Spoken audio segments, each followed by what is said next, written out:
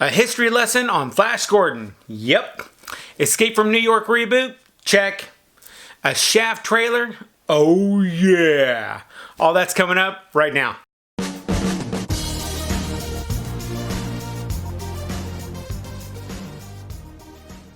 What up to my peoples and welcome to Retro Crunch, your nostalgia channel where we talk about current news that relates to all things retro. Alright, so we all remember Flash Gordon being the Jets quarterback that went to Planet Mongo to save Earth from Ming the Merciless. And I've watched the movie Flash Gordon probably hundreds of times. But never, ever can I ever remember me really seeing them talk too much about Flash Gordon's football history before now. In a pretty recent story on denofgeek.com, they actually revealed the backstory for Flash's football career.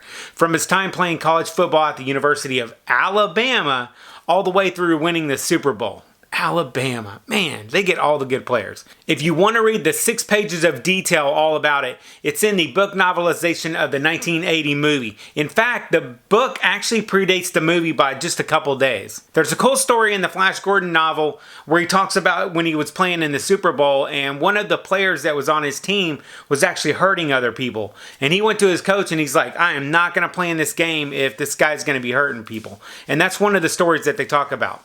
It's a pretty fun read, and I'll link to the book and the article in the description down below if you guys want to read more about it. And I have some retro movie updates that I want to talk about with you guys.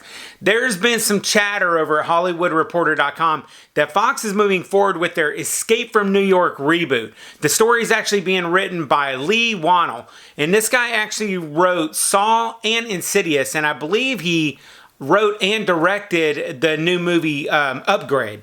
But I think the best news about this story is that Wannell said that he is not looking to make this a tentpole movie, which is what I was hoping to hear. I don't want this movie to be just some movie that they're trying to make money off of. I want them to be, doing this movie because they're trying to make it good. Regardless, I'll be pretty interested to see if it can live up to the reputation of the original. Also, we have some news on a sequel to the successful 1980 hit 9 to 5, which was an office satire about 3 female secretaries who decided to get revenge on their sexist boss by abducting them and running the company themselves. And Dolly Parton, who was in the original one, said that the new flick is actually going to be a sequel and all 3 original actors are going to be coming back for this movie. And Dolly Parton talked a little bit about the plot of the sequel where Judy Violet and Dora Lee are working in successful jobs across the country many years after the original movie. And she had this to say.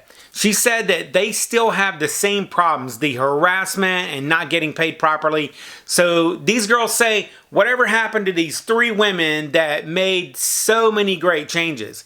So they find us and there's 3 important women that are owning their own businesses in different parts of the country now.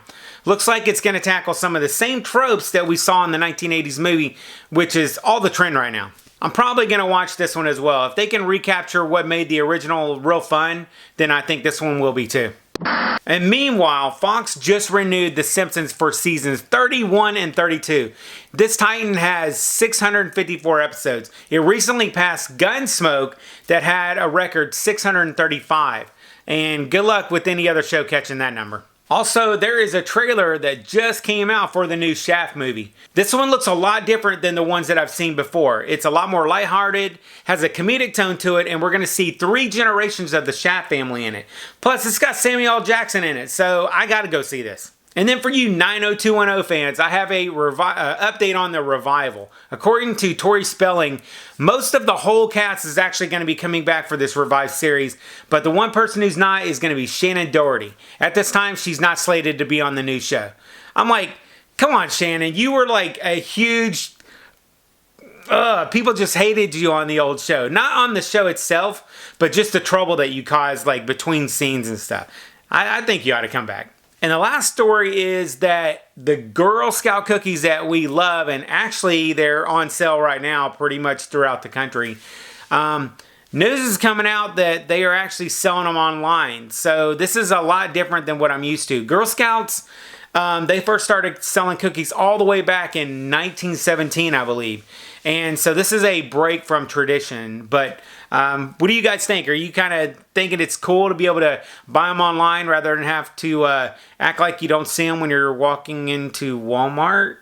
or when your coworkers are approaching you at work about them. Anyway, so let me know what you guys think about that or any of the other stories that we talked about today. All right, so that's the news for the week. So be sure to check out the next video that is right over there. And I'll catch you guys on the flip side. And remember, if it ain't retro, it ain't worth watching.